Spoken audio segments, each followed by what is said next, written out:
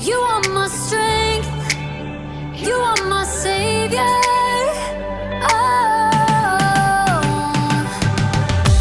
Even when the road gets longer, I know you'll be with me. Even when the waves crash harder, your face is all I see. You are my strength. You are my savior.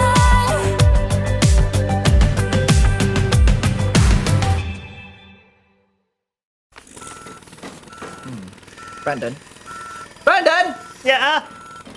If I'm reading this correctly, it says we need to move the first one 2 feet. What's that? A little to the left. 2 feet. You sure? Says right here in the plans. Sure thing, boss.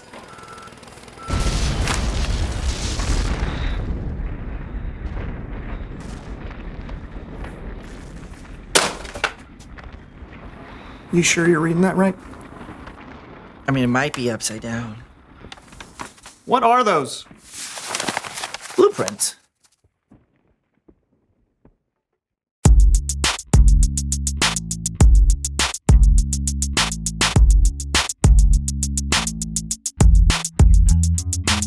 Hello, everybody. I'm Lawson. And I'm Brandon, and welcome to the So-and-So Show. Yes. And On today's show... Wait, what are you... Why are you talking over me? No. We discussed this over our pre-show cornflakes. We discussed no such thing. Oh, of course. See, you never listen to me. You hear me, That is but not you true. don't listen, I do Brandon. listen. Oh, do you? How would you ever know to listen when you're too busy being on your phone the entire time? I was looking at the intro to the show, which apparently you won't let me do. Okay. Was the intro to the show a video of a ferret doing the conga line on loop? It helps me focus. Your team in a funk? Yes. Feel like you aren't able to communicate? Yes. Then today's your lucky day. Hi, I'm Tanya, team motivator and influencer. Sometimes it can feel like your team is all over the place. Here. But with my proven team building exercises, I can take your team from here to here before it gets to here. So call Teams by Tanya today. Today. So it's just me and Brandon, and we are having trouble being a team. He's having trouble being a team. What do you mean I'm having trouble? There's no me in team, Brandon. Yes, there is. There's an M and an E. There's a me in team. There's no I in team. That's the saying. Gentlemen, it seems we're having trouble communicating. Yes. Brandon, turn towards Lawson. Lawson, turn towards Brandon. Now close your eyes. Without making a sound, I want you to mouth these words. I can't see you, I can't hear you. Good. Keep going, mouthing those words. I can't see you, I can't hear you. Good. Even bigger, but still without making any sound.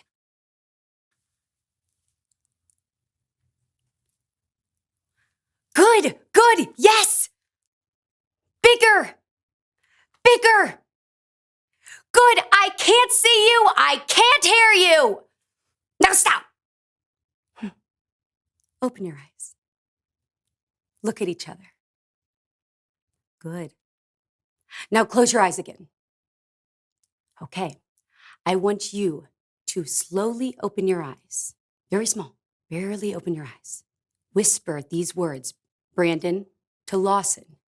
I see you and I hear you. I see you and I hear you. Even quieter. I see you and I hear you. Good. Lawson? I see you and I hear you. Good. Keep repeating that. And each time, I want you to open your eyes a little bit wider and get a little bit louder. I see you and I hear you. I see you and I hear you. Good. Keep building that. I see you and I hear you. I see you and I hear you. I see you and I hear you. I see you and I hear you. Louder! Tell them! I see you and I hear you. I see you and I hear you. Yes, louder! I see you and I hear you. I see you and I hear you. I see you and I hear you. I see you and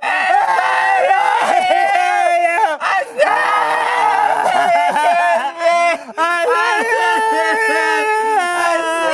hear you. My work here is done. Now it's Bible story time with Kellen.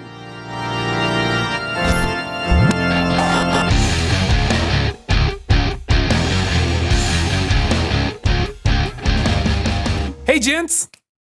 Kellen, Yes? I see you and I hear you. Okay. Thanks. Back at you. Do you have a Bible story for us today? Absolutely. And here to help me tell it are the So-and-So Show players. Oh, yeah.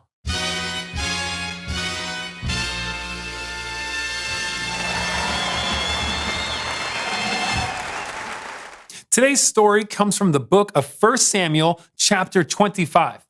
There was a man named Nabal. Nabal was known to be rude and mean, and he was married to Abigail, who was wise and clever. But we'll get to her in a minute. Now, Nabal was very wealthy. He had 1,000 goats and 3,000 sheep. And it was time for Nabal to shear his sheep and sell the wool. There's another character in today's story. His name is David. You might remember David as the shepherd boy who slayed a giant and then became king. This is that same David. But in our story, he hasn't become king yet. David was staying with his men in the desert when he heard that Nabal was shearing his sheep. Frances! Yes, David. I want you to go to Nabal, and I want you to greet him kindly for me. And then I want you to remind him of how well we treated his men when they were with us. And lastly, I want you to ask him. Ask him if there's anything he can share with me and the other men. Go! Yes, sir. David's men delivered the message to Nabal, but Nabal's response was, well, So, David would just like you to remember all that he did for you, and then, would appreciate if you could find anything for us. I'm sorry. Who? David who? Son of Jesse who? Why should I give up my bread and my meat that I have prepared? Why? Because, Why? The answer is not just no. It is no. Million times no. Be gone with you. Go. no. Go. Million times, no. Million times go. Million times, no. David's men reported back everything Nabal had said to them. No. No. A million times, no. What? What? Men, put on your swords because we are going to destroy Nabal. David was angry. I don't have my sword.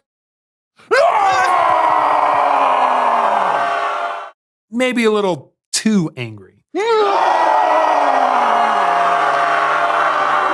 Now, Nabal was in big trouble unless somebody could stop David. That's where Nabal's wife, Abigail, comes in. Abigail, Yes, Frankie? Nabal just insulted David. David, the guy who's been keeping us safe while we watch our sheep. David's really mad, and I think he's out for revenge, so you gotta do something. All right, people. Listen up. We're going to have to do this fast. I need you to go get 200 loaves of bread, Frankie. Billy? Grab 2 bottles of wine, and I'm not talking the small ones, I'm talking the big ones and the animal skins. Sure thing, boss. Sally? Yes, Abigail? I need you to get the 5 sheep ready to be cooked. You got it. And Frankie! I'm gonna need a bushel of grain. And and 100 raisin cakes. Okay. And 200 cakes of pressed figs. Let's go, people! There's no time to waste! Abigail wasted no time. After she collected all the food, she loaded it onto the donkeys and met David, who was approaching from the desert. Ah! Can you believe it, men? How he has treated us? We have served him, and how did he repay us? He repaid us with evil, and we will destroy Nabal. Pardon me, sir. Yes. I must speak with you. Let me take the blame. Pay no attention to that man, Nabal. Nabal.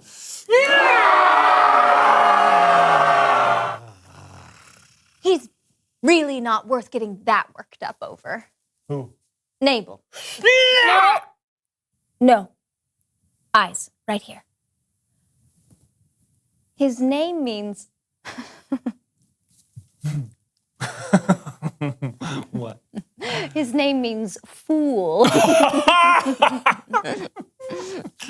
Yes. He does many foolish things. Oh, yeah. Yes. Oh, Nabal. So you don't need to kill Nabal, do you? Yeah! No. No. No.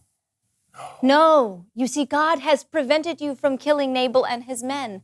And I have brought many gifts for you to have. Ah. Yeah. So you have. It's very kind. So you don't need to kill Nabal. God will take care of it. He's going to appoint you king over all of Israel, and you don't want to have to worry about how you killed Nabal and didn't have to, right? Yeah, you make a lot of sense. Thank you. I just ask that when you're king, you remember me. All right. All right. Go. You may go in peace. I have heard what you have come here to say, and I will do as you have asked. Goodbye. So Abigail returned home and David stayed put. With her quick thinking, Abigail was able to make peace. The end. Great story, Kellen. Thanks. And many thanks to the So-and-So Show players.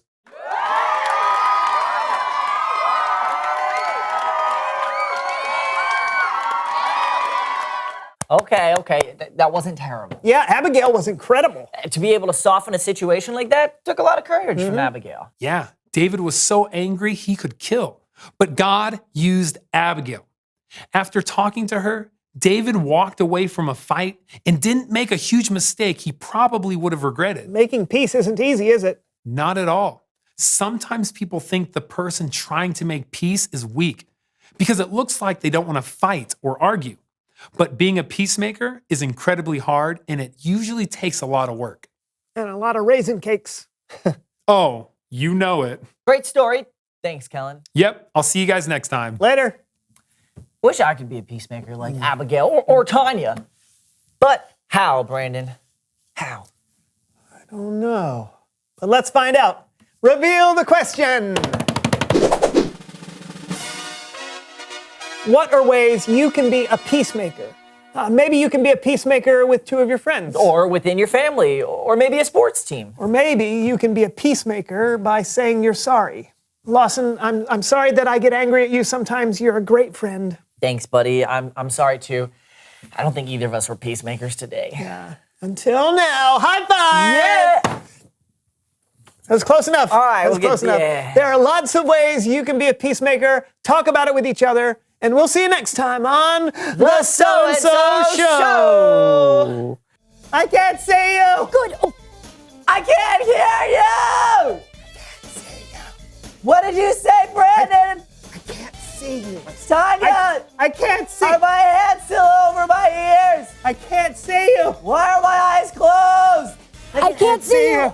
I can't hear you! I can't see you! I need water! I need a nap. Good. I need water! Good. This I is need a team nap. building. I can't see the point. Why? Good work, Tanya. Yeah. Yeah. I do that. Good.